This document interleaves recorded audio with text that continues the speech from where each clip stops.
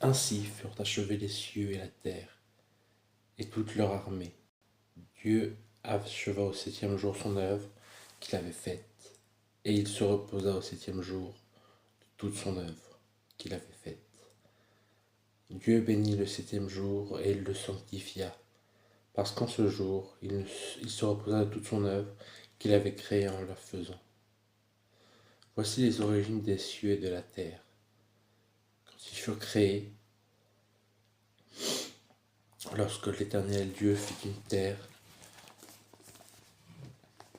et des cieux, aucun arbuste des champs n'était encore sur la terre, et aucune herbe des champs ne germait encore, car l'Éternel Dieu n'avait pas fait pleuvoir sur la terre, et il n'y avait point d'homme pour cultiver le sol. Mais une vapeur s'éleva de la terre et arrosa toute la surface du sol. L'Éternel Dieu forma l'homme de la poussière de la terre. Il souffla dans ses narines un souffle de vie, et l'homme devint un être vivant. Puis l'Éternel Dieu planta un jardin en Éden, du côté de l'Orient, et il y mit l'homme qu'il avait formé. L'Éternel Dieu fit pousser du sol des arbres de toute espèce, agréables à voir et bons à manger, et l'arbre de la vie au milieu du jardin, et l'arbre de la connaissance du bien et du mal. Un fleuve sortait d'Éden pour arroser le jardin, et de là il se divisait en 4 bras. Le nom du premier est Pishon. C'est celui qui entoure tout le pays de Havila, où se trouve l'or. L'or de ce pays est pur. On y trouve aussi le bdellium et la pierre d'onyx.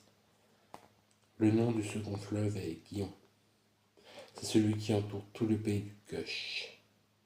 Le nom du troisième est Hiddekel. C'est celui qui coule à l'orient de la Syrie. Le quatrième fleuve, c'est l'Euphrate. L'Éternel Dieu prit l'homme et le plaça dans le jardin d'Éden pour le cultiver et pour le garder. L'Éternel Dieu donna cet ordre à l'homme: tu pourras manger de tous les arbres du jardin, mais tu ne mangeras pas de l'arbre de la connaissance du bien et du mal, car le jour où tu en mangeras, tu mourras. L'Éternel Dieu dit: il n'est pas bon que l'homme soit seul, je lui ferai une aide semblable à lui. L'Éternel Dieu forma de la terre tous les animaux des champs et tous les oiseaux du ciel, et il les fit venir vers l'homme, pour voir comment il les appellerait, et afin que tout être vivant portât le nom qu'il lui donnerait l'homme. Et l'homme donna des noms à tous les bétails, aux oiseaux du ciel et à tous les animaux des champs. Mais pour l'homme, il ne trouva point d'aide semblable à lui. Alors l'Éternel Dieu fit tomber un profond sommeil sur l'homme qui s'endormit. Il prit une de ses côtes et referma la chair à sa place. L'Éternel Dieu forma une femme de la côte qu'il avait prise de l'homme, et il l'amena vers l'homme. Et l'homme dit: voici cette fois celle qui est os de mes os et chair de ma chair. On l'appellera femme, parce qu'elle a été prise de l'homme.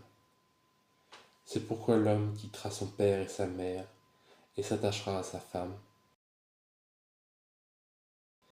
L'homme et sa femme étaient tous deux nus, et ils n'avaient point honte.